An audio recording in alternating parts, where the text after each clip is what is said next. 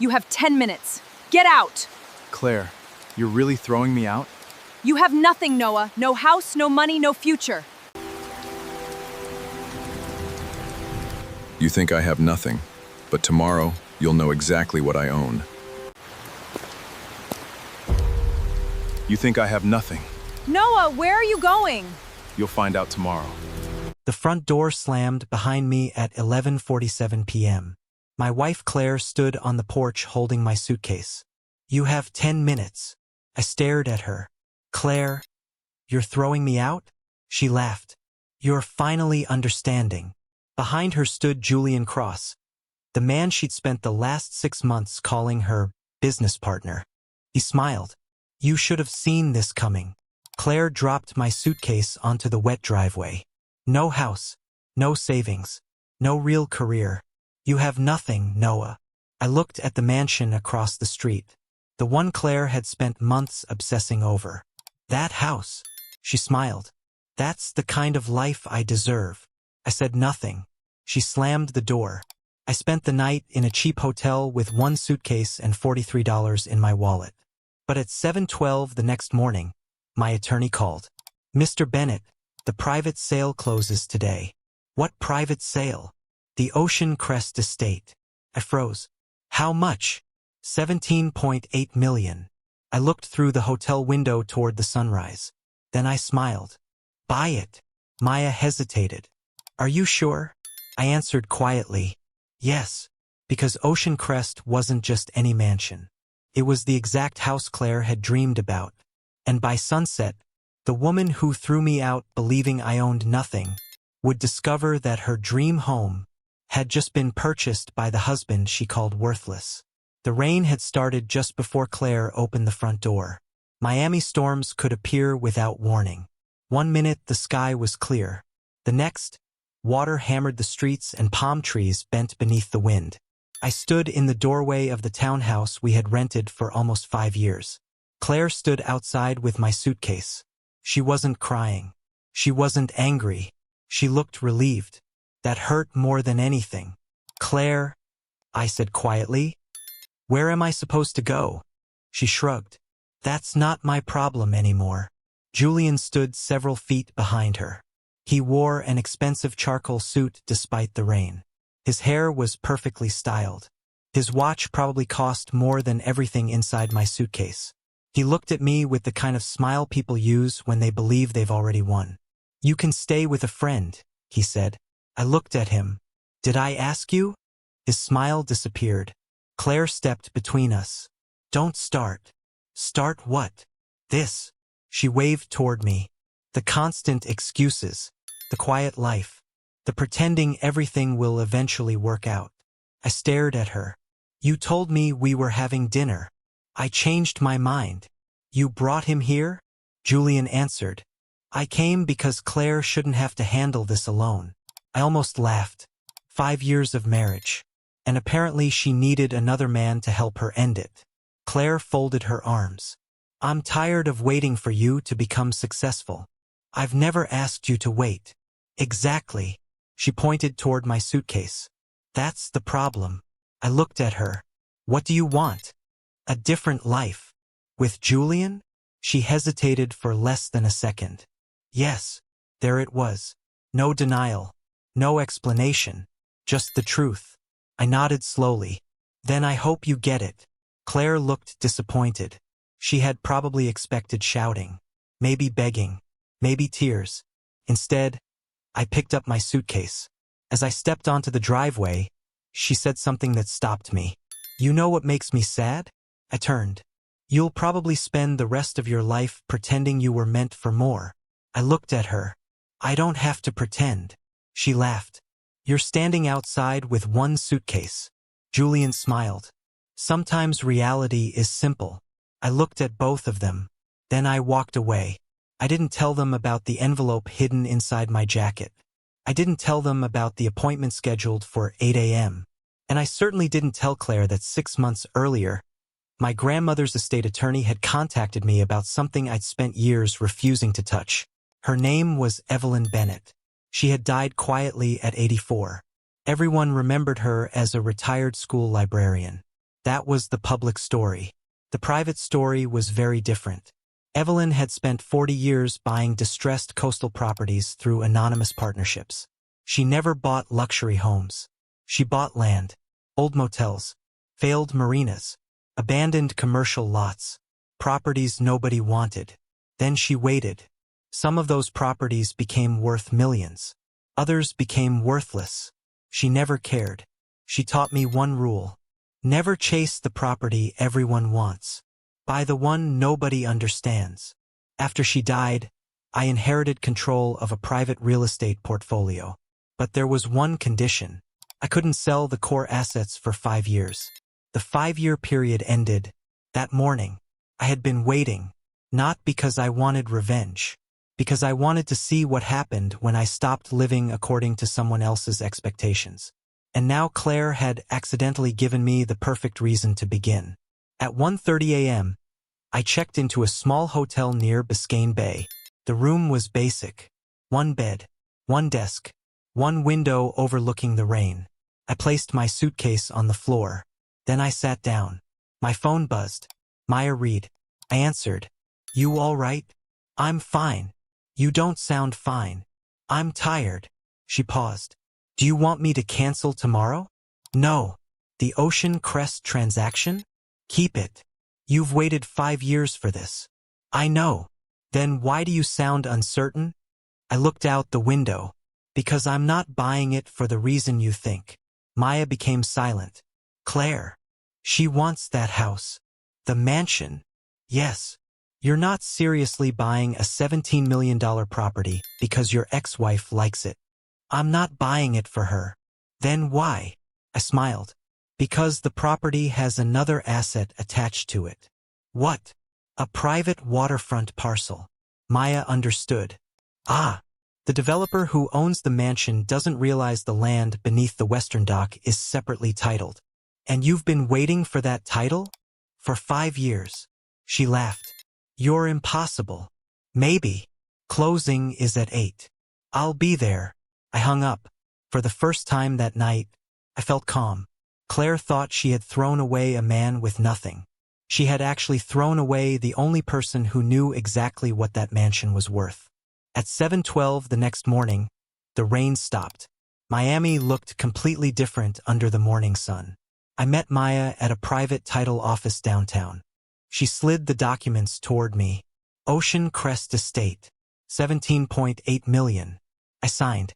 No cameras. No announcement. No celebration. Just a quiet signature. The broker, Robert Hale, shook my hand. Congratulations, Mr. Bennett. Thank you. He smiled. Funny thing. What? This property has had 3 buyers in the last 18 months. Why? They all backed out. Why? Robert lowered his voice. Because nobody could agree on the waterfront rights. I smiled. I know. He stared at me. You knew. That's why I'm buying it. He looked confused. Maya closed the folder. We're done. By 9:40 a.m., the mansion belonged to me. Ocean Crest was enormous. White limestone walls. Private dock. Infinity pool overlooking Biscayne Bay. 6 bedrooms. 8 bathrooms. Glass walls. A rooftop terrace. Private guest house. A boat garage. And a panoramic view Claire had spent months talking about. She had shown me photographs of it constantly. This is what successful people live like. Imagine waking up here. Imagine having people over. I had always listened. Now I owned it. But I wasn't going to live there. At least not yet. Because the real value wasn't the mansion. It was the waterfront parcel. The city had recently approved a new marine transit corridor. Ocean Crest's western dock sat directly beside the proposed route. That small strip of land would become extremely valuable. My grandmother had known it. She bought the rights years ago. I simply waited for the city to catch up. By noon, I had hired a property manager. Then I did something Claire never expected. I called her. She answered immediately. Where are you? Miami. I assumed you'd be staying with one of your friends. I found somewhere. She laughed. Good. How's Julian? Why? Just asking. He's helping me look at houses. I smiled. I know. She became suspicious. What do you mean? Nothing. Then I said, did you still like Ocean Crest? Silence. How do you know that name? I've heard you talk about it. Why are you asking? I was curious. She laughed again. Noah, don't even think about it. Think about what? That house is completely out of your league. I looked at Maya. She covered a smile. Claire continued. Julian is actually negotiating with the owner. Is he? Yes. Interesting. We're going to move there.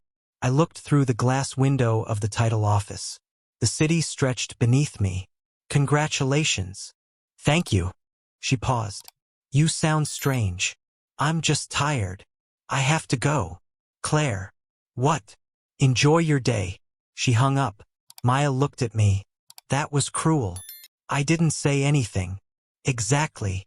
By evening, Claire and Julian arrived at Ocean Crest.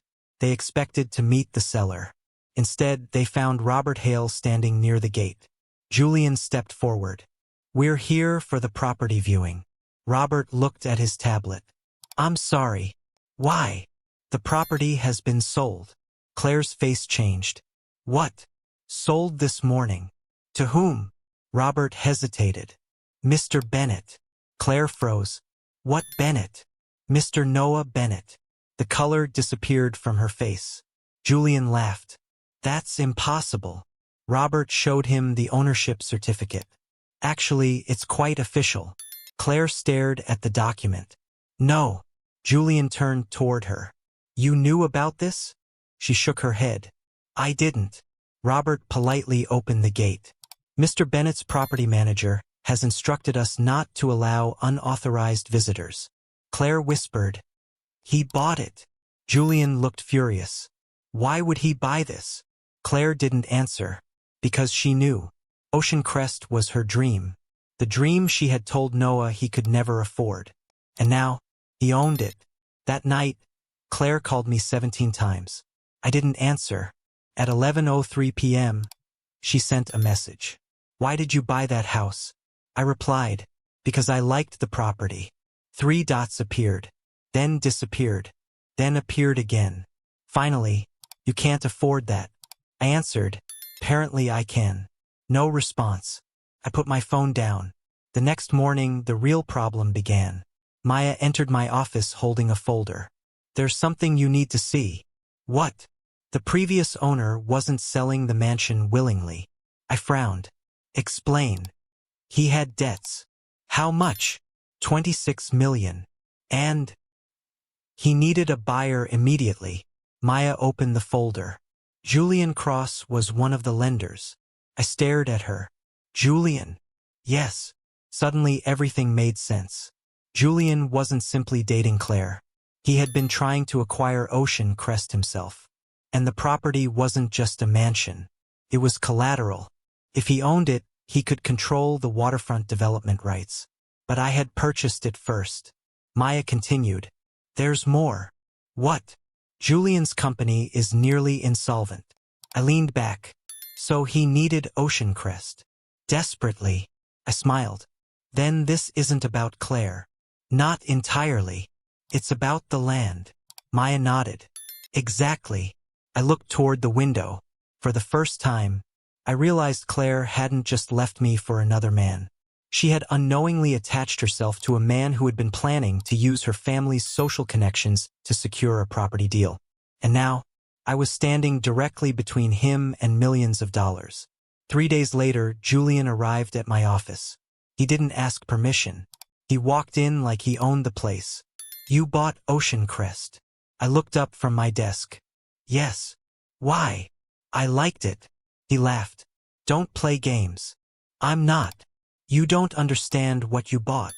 I understand perfectly. He placed a folder on my desk. I'll give you 20 million. No. 25. No. 30. I looked at him.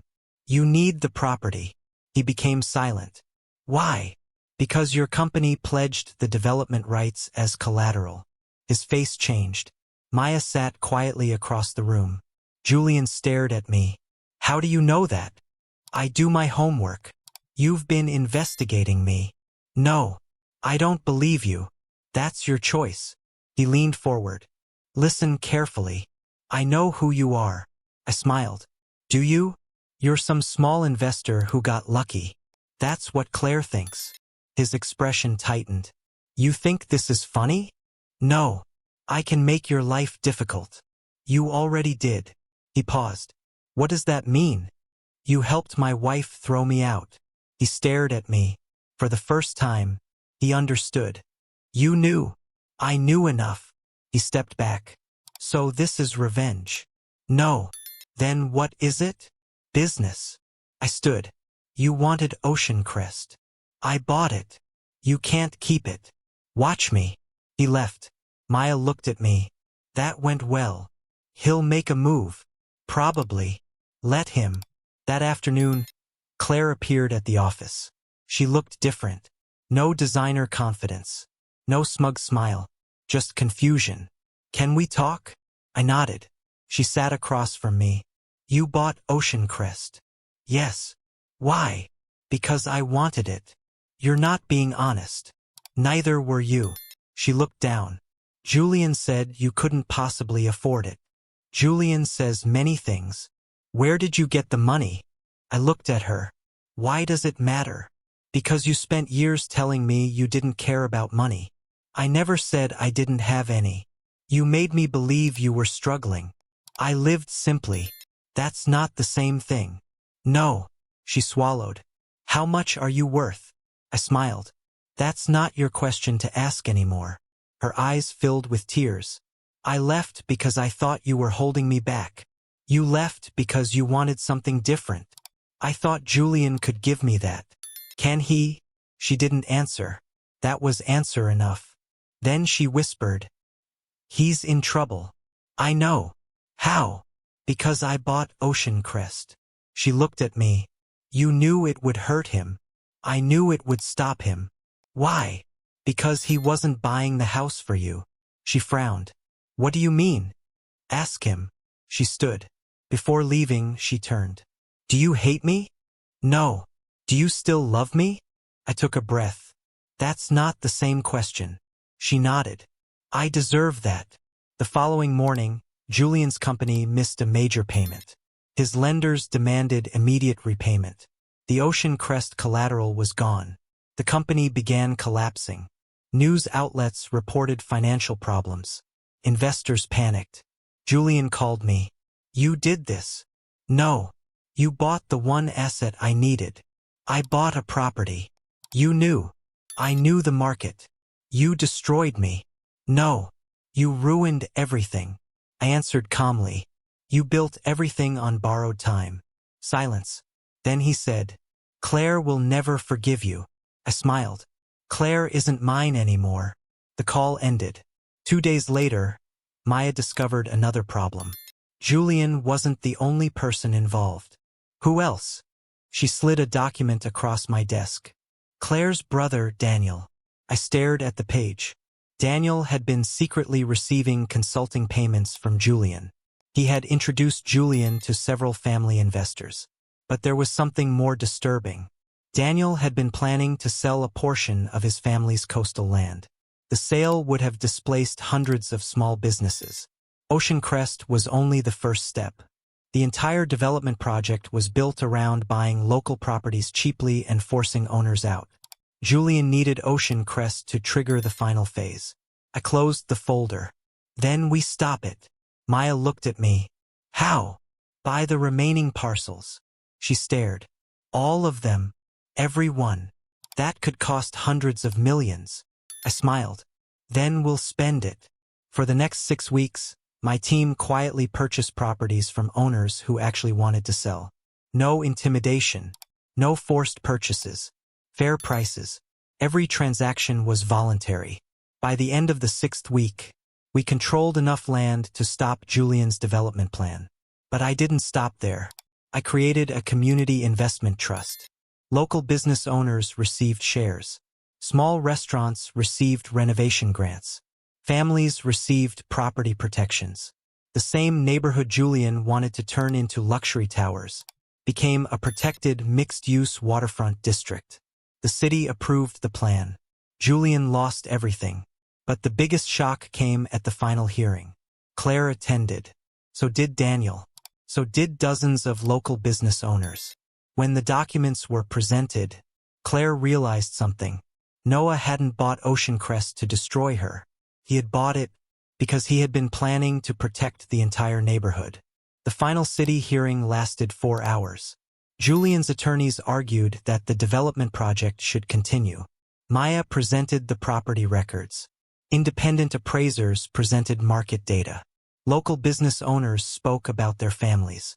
One elderly restaurant owner stood before the council. My parents opened our restaurant 42 years ago. If Julian's project had happened, we would have lost everything. The room became silent.